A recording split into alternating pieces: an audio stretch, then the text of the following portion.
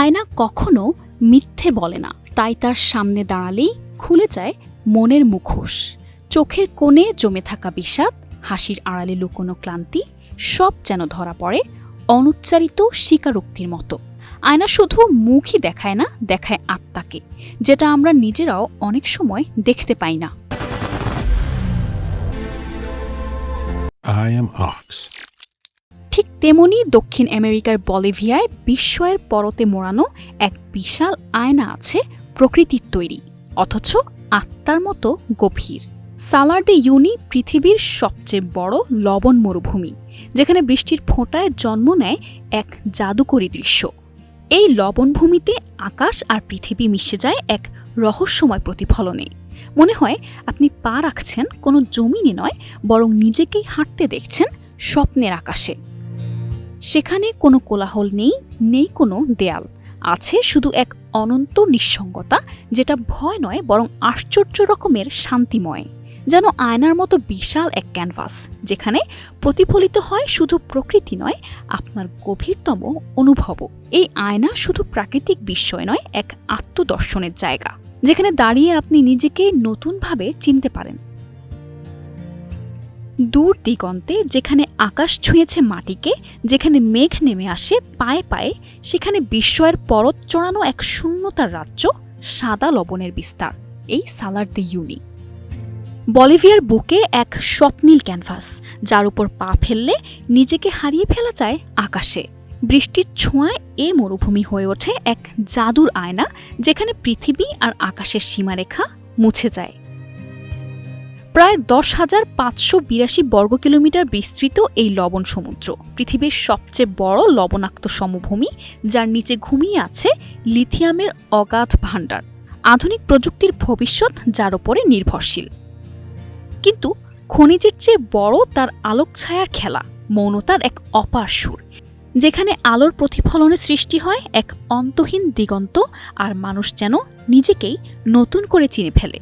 সালার দে ইউনি শুধু এক প্রাকৃতিক বিস্ময় নয়, এক আয়নার জগৎ, যেখানে প্রতিচ্ছবি বলে দেয় পৃথিবী এখনও স্বপ্ন দেখতে জানে। দক্ষিণ পশ্চিম বলিভিয়ায় অবস্থিত আলতিপ্লানো মালভূমির একটি অংশ সালার দে ইউনি নামে পরিচিত। এটি বলিভিয়ার ড্যানিয়েল ক্যাম্পাস প্রদেশের চিলি সীমান্ত ঘেঁষে অবস্থিত। সালার শব্দটি স্প্যানিশ, যার অর্থ লবণের সমতল, আর ইউনি আমরার ভাষা থেকে উদ্ভূত একটি শব্দ, যার অর্থ ঘের বা পরিবেষ্টন করা। সমুদ্র পৃষ্ঠ থেকে প্রায় 12,000 ফুট উচ্চতায় অবস্থিত। সাধারণত নভেম্বর থেকে মার্চ আয়নার মতো প্রতিবিম্বের শ্রেষ্ঠ সময়। চমকপ্রদ এই প্রাকৃতিক অঞ্চল বিশ্বের সর্ববৃহৎ লবণ সমভূমি। প্রায় 30 থেকে 42,000 বছর আগে এই অঞ্চলটি একটি বিশাল প্রাগৈতিহাসিক হ্রদ, মিনচিন হ্রদের অংশ ছিল। পরবর্তীতে হাজারো বছর ধরে ধারাবাহিক পরিবর্তনের ফলে ঐতিহাসিক ওই লেকের পানি শুকিয়ে যায়। তবে তলানিতে জমে থাকা লবণ ও লিথিয়াম সহ বহু খনিজ পদার্থ পড়ে থাকে। বিশ্বের 50 থেকে 70% লিথিয়াম মজুদ রয়েছে এখানে। এই বিস্তৃত অঞ্চলটি বর্ষাকালে পৃথিবীর সবচেয়ে বড় প্রাকৃতিক আয়নায় পরিণত হয়। ডিসেম্বর থেকে মার্চ পর্যন্ত সেখানে প্রচুর বৃষ্টিপাত হয়। তখন মাইলের পর মাইল এলাকা জুড়ে এক অপূর্ব দৃশ্যের সৃষ্টি হয়। আকাশ যেন মাটিতে মিশে গেছে। শুষ্ক মৌসুমে স্থানটি থাকে সাদা। তখন লবণের মরুভূমিতে পরিণত হয় সালার দে ইউনি। এর উপর দিয়ে তখন যানবাহন চলাচল করতে পারে। সালার দে ইউনির মাঝে কয়েকটি ছোট ছোট দ্বীপ রয়েছে। এসব দ্বীপে গেলে মন ভরে যায়। দ্বীপগুলোতে রয়েছে শত শত বছরের পুরনো ক্যাকটাস। সূর্যোদয় ও সূর্যাস্তের সময় সালার দে ইউনির সৌন্দর্য পৃথিবীর অন্যান্য সুদর্শনীয় স্থানের চেয়েও নৈসর্গিক। এই প্রাকৃতিক সৌন্দর্য উপভোগের জন্য রয়েছে বিশেষ ব্যবস্থা। পর্যটকদের জন্য এখানে রয়েছে বহু হোটেল। সেগুলোর মধ্যে সবচেয়ে ব্যতিক্রম হল লবণের প্রাসাদ। হোটেলটির নাম প্যালাসিও দে স্যাল। হোটেলটি সম্পূর্ণ লবণ দিয়ে তৈরি।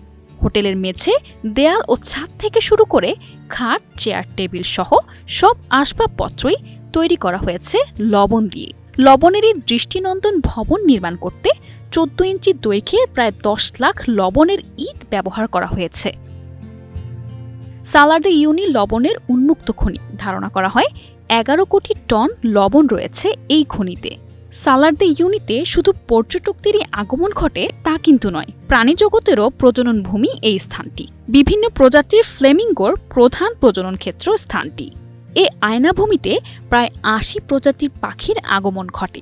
এছাড়াও এটি কালপেও, বলিভিয়ান ভিসকাচা, আন্দীয় হাঁস, আন্দীয় হিলস্টার, ভিকুয়াস সহ আরও বহু বিচিত্র প্রাণীর আবাসস্থল। I am Ox. চোখ ঝলকানো লবণের হ্রদ, লবণ খণ্ডে গড়া বিস্ময়কর হোটেল, ফুটন্ত কাদার রহস্যময় পুল আর বিলুপ্তির পথে হাঁটা দুর্লভ পাখিদের উপস্থিতি এইসব অনন্য বৈশিষ্ট্য সালার্দে ইউনিকে করে তুলেছে ভ্রমণ পিপাসু হৃদয়ের এক স্বপ্নময় গন্তব্যস্থল। নিশা আলম, নিউজ ডেস্ক, ২১ টেলিভিশন।